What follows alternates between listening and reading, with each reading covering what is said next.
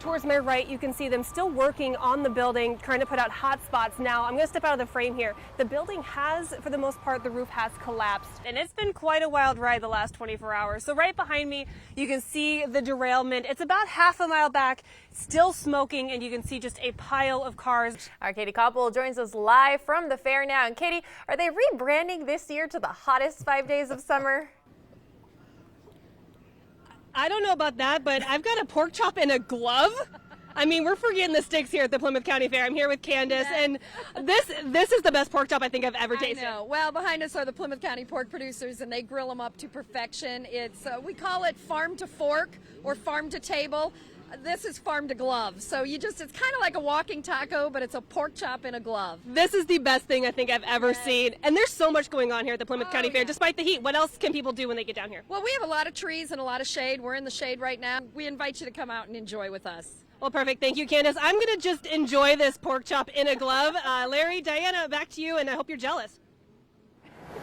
What do you hope to see come out of that stimulus bill? I know there's been various talks on both sides of the aisle about what needs to come out of this third one and what Americans need. I'm here at the Tyson Event Center, Fleet Farm Arena, home to the NAIA National Tournament.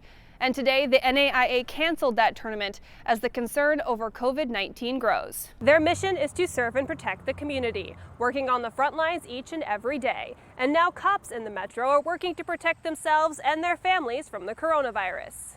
These crime statistics only paint a part of the picture. Chief Mueller says there's another key element that played a big part in 2020. The cancellation of this tournament here in Sioux City comes as other collegiate and professional leagues are also canceling tournaments and the remainder of sports seasons. Now, this was set to be the final Division II tournament held before the NAIA moves into a single division next year. What do you wish the public knew, those that are not impacted?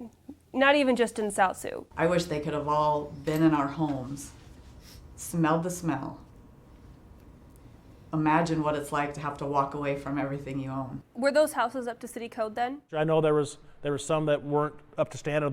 That plumbing was not where it should have been. Yes, Diana, we're out here in the Morningside neighborhood where they've been searching for 8 hours today. And that search for Alexandra continues tonight. Like healthcare workers and grocery store clerks, police officers continued to keep their community safe during the COVID-19 shutdown. But while people were spending more time at home and businesses were closed, did that lead to a drop or rise in crime? Our Katie Copple joins us live now from Sibley. And Katie, today we learned a lot more about the train and what it was carrying. What's the latest you're hearing? Yes, Larry. So I'm here in Sibley, Iowa, in Osceola County. This town has about 2,700 people in it, and it's been quite a wild ride the last 24 hours. So right behind me, you can see the derailment. It's about half a mile back, still smoking, and you can see just a pile of cars. Now, a lot of this town, about a 5-mile radius around the derailment, was evacuated yesterday as a precaution because of what is inside these cars. A lot of that evacuation has been lifted, but a good chunk of this city is still cordoned off tonight. Now, this Union Pacific rail line originates in the Minneapolis area, runs through a good chunk of Iowa and coming together in Lamars and Sioux City. Again, a lot of this Union Pacific rail line has been rerouted. At this time, they don't have an official cause for this derailment, but they do believe in the early investigations that a bridge collapse could have played a part. I'll be in Sibley for a little while yet to see what else we can learn, but for now, live in Sibley, Iowa, Katie Copple for Siouxland News. Larry, back to you. We are going to check back in with Siouxland News reporter Katie Copple, who is live in South Sioux City this morning, where a large fire broke out at an apartment complex. Katie? Yes, Diana. So we've got one fire crew still working on this far side of the building. So this side on my left is where the fire started this morning about 2:30. Towards my right, you can see them still working on the building, trying to put out hot spots. Now, I'm going to step out of the frame here. The building has, for the most part, the roof has collapsed.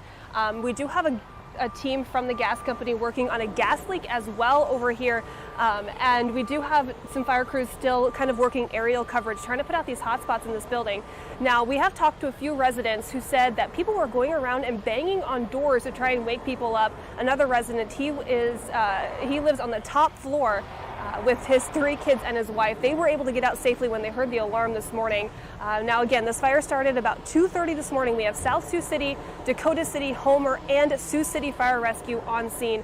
We don't know too much at the moment, but we will bring you all of that information once we get it tonight on Siouxland News at 5. For now, I'm Katie Copple in South Sioux City. Diana, back to you.